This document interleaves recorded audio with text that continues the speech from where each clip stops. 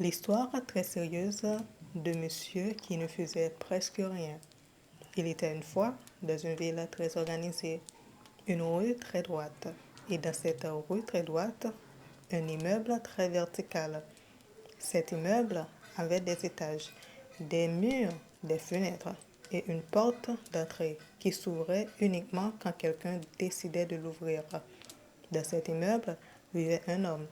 Cet homme s'appelait probablement quelque chose, mais pour la simplicité de cette histoire, nous allons l'appeler Monsieur L. Monsieur L n'était ni très riche ni très pauvre. Il n'était ni très grand ni très petit. Il était simplement là. Chaque matin, Monsieur L se réveillait à peu près à la même heure. Pas exactement la même heure, car la vie aime toujours laisser une petite image d'erreur. Disons donc, entre trop tôt pour être agréable et trop tard pour être vraiment en retard. Son réveil sonnait toujours avec la même sonnerie. Une sonnerie qu'il détestait légèrement, mais pas assez pour la changer, parce que changer une sonnerie demande de l'énergie. Et Monsieur L économisait son énergie pour des choses plus importantes, comme ne rien faire de plus compliqué. Le rituel du matin. Après avoir ouvert les yeux, Monsieur L restait souvent quelques minutes immobile. Il regardait le plafond. Le plafond, lui, ne faisait rien en retour. Leur relation était très stable. Ensuite, il se levait lentement, pas parce qu'il était fatigué, mais parce qu'il n'y avait aucune raison de se dépêcher. Il marchait jusqu'à la cuisine. Chaque pas était parfaitement inutile, mais nécessaire pour atteindre la cuisine. Dans la cuisine, il y avait une seule tasse, parfois propre aussi, mais avec une mémoire de café ancien. Monsieur L préparait le café, pas trop fort, pas trop léger, juste assez caféiné pour justifier l'existence du café. Pendant que le café coulait, il regardait la machine à café faire son travail. La machine, elle, travaillait beaucoup plus que lui à ce moment-là, ce qui lui donnait parfois une légère impression de culpabilité, mais très légère.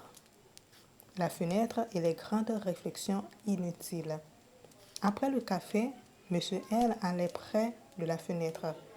La fenêtre donnait sur une autre fenêtre.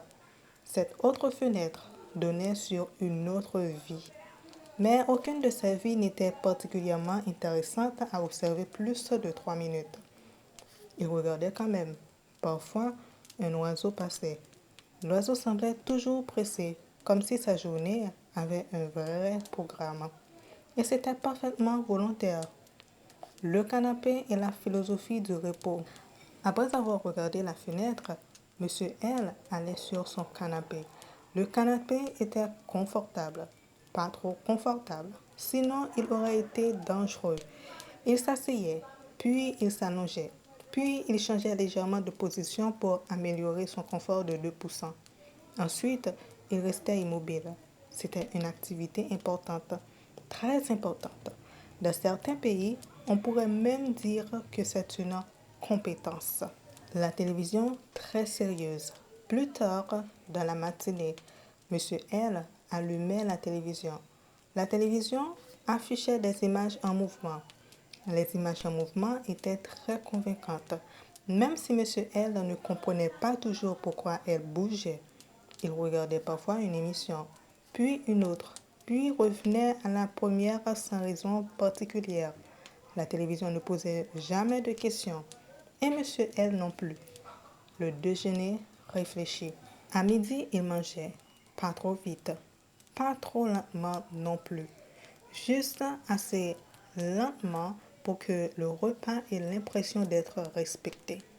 Il mangeait quelque chose de simple, toujours quelque chose de simple, parce que la complexité dans la nourriture est une chose que Monsieur L laissait aux autres personnes très occupées. Pendant qu'il mangeait, il réfléchissait parfois à des choses importantes comme est-ce que j'ai bien fermé la porte hier? Est-ce que les nuages se fatiguent? pourquoi les cuillères existent en plusieurs tailles. Mais aucune de ces questions ne recevait de réponse immédiate. L'après-midi qui s'étire. L'après-midi était toujours une partie étrange de la journée.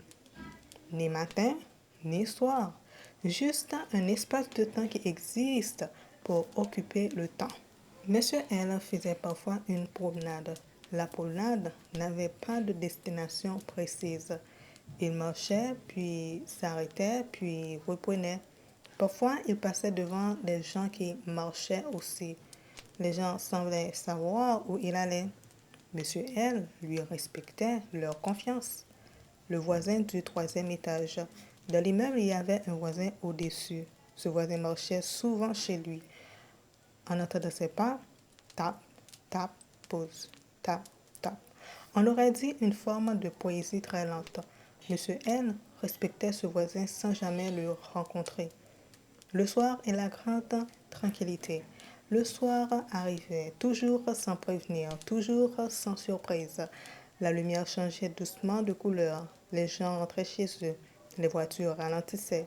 Le monde devenait un peu plus calme. Monsieur L mangeait parfois quelque chose, puis il s'asseyait, puis il ne faisait rien. Le moment moderne. Parfois, il prenait son téléphone. Il regardait des choses, des vidéos courtes, des vidéos très courtes, puis il reposait le téléphone, sans commentaire. La fin de la journée. Finalement, la nuit arrivait complètement. Monsieur L se préparait à dormir. Il allait dans son lit. Il regardait encore une fois le plafond. Le plafond était toujours là, très fidèle, très silencieux. Et il pensait très brièvement. Encore une journée normale. Puis il s'endormait. Et quelque part dans la ville, tout continuait exactement comme avant. Les rues restaient des rues, les immeubles restaient des immeubles, les gens continuaient leur journée et Monsieur L continuait les siennes, sans urgence, sans drame, sans événement particulier. Et surtout, sans aucun changement notable. Et voilà, c'est la fin. Je vous dis au revoir et à très bientôt. Et passe une bonne nuit.